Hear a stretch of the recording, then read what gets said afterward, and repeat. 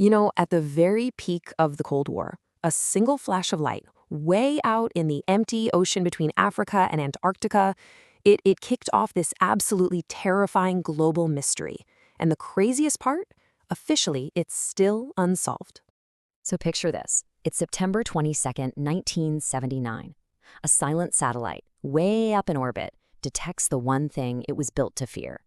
It sees this brilliant, unmistakable double flash of light, coming from a totally desolate patch of the Indian Ocean.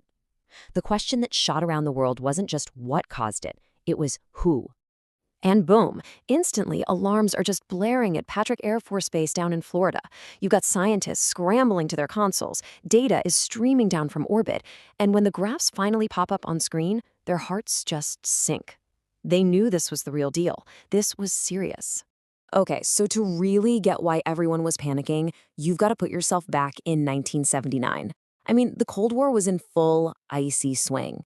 The world's superpowers had this super fragile agreement about nuclear weapons, and the only way to police it was from space.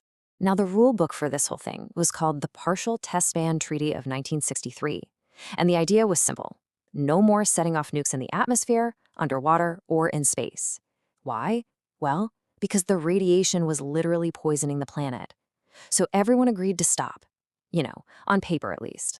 But let's be real, trust was at an all-time low. So the US launched the Vela satellites. And you can just think of them as these little orbiting police officers. Their mission was dead simple. Just circle the globe and watch for the one thing, the one single thing that proved the treaty had been broken.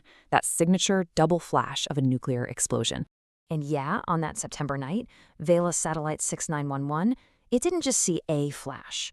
What it saw was a perfect, absolutely undeniable nuclear fingerprint. So let's break down the evidence, because it's pretty damning. Okay, so here's the thing about an atmospheric nuke. It creates this totally unique two-stage flash of light. The first flash is super short, incredibly intense. Then, just milliseconds later, you get a second, longer flash as the fireball blooms. This double flash, it's the bomb's absolute calling card. It's not lightning, it's definitely not a meteor, it's this and only this. Now get this. Before this whole incident, the Vela satellites had already detected 41 of these double flashes. And every single time, all 41 times, it was later confirmed to be a real nuclear test. Their track record was perfect.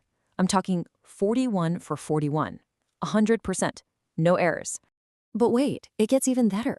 It wasn't just the light sensors. At the exact same moment, a bunch of other instruments on the satellite just went wild. We're talking gamma ray detectors, neutron sensors, X-ray instruments. They all spiked at the same instant. I mean, what are the odds that a random glitch triggers all of these completely separate systems at once? It's basically zero. And then came the smoking gun, the final piece of physical evidence. Monitoring stations checking the atmosphere started detecting traces of iodine-131. Now, this is a radioactive isotope that is a direct byproduct of nuclear fission. It just doesn't occur in nature. This was it. This was hard physical proof. So, okay, the evidence for a bomb was just overwhelming. The case was basically closed on what happened. So the crucial question became, who did it? Who had the motive, the means, and just the sheer nerve to pull off a secret nuclear test? While the list of suspects was pretty short, France was on it for a hot second, but they were quickly dismissed. Now, all eyes turned to this really unlikely partnership, apartheid-era South Africa and Israel. See, South Africa at the time was this paranoid, isolated pariah state. In Israel, they had this strict policy of nuclear ambiguity, which is just a fancy way of saying they'd never confirm or deny having the bomb. And when you look at the timeline, the connection just clicks into place. South Africa had the raw uranium, the yellow cake. Israel had the brains, the technical know-how. And get this, just 2 years before, the CIA had caught South Africa prepping a test site in the desert. Then the final piece. During the exact week of the flash, South Africa's main naval base was mysteriously closed to the public. The pieces weren't just fitting together, they were a perfect match. Okay, so you've got all this evidence piling up, right? It's all pointing to a secret nuclear test. You'd think there would be this swift international condemnation, sanctions, outrage, the whole deal, right? Well, what happened next is honestly maybe the most shocking part of this entire story.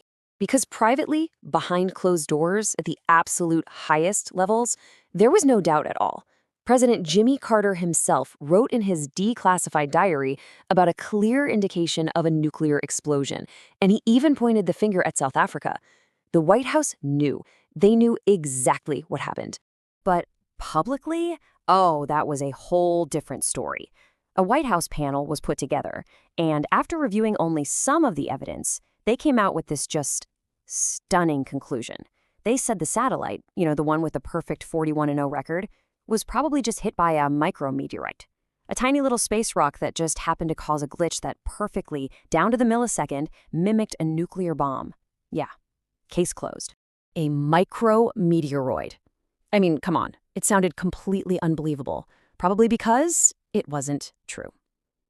The real story, the truth, it finally came out years later, all thanks to a confession that blew the lid off a massive geopolitical cover-up. And the confirmation came from the most incredible source you could imagine, a guy named Dieter Gerhardt.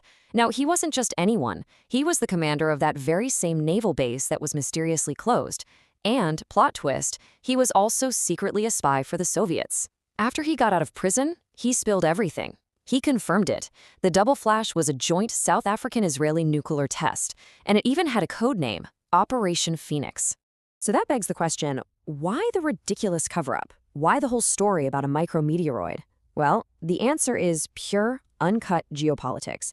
If the U.S. admitted the truth, they would have been forced to confront two of their key allies, Israel and apartheid South Africa. That means sanctions, diplomatic crises, a huge mess. It turns out sometimes the most valuable thing in global politics isn't the truth. It's strategic silence. It's the oldest rule in the book. You don't snitch on your friends. And all of this leaves us with this one really unsettling question. The satellite saw what it saw.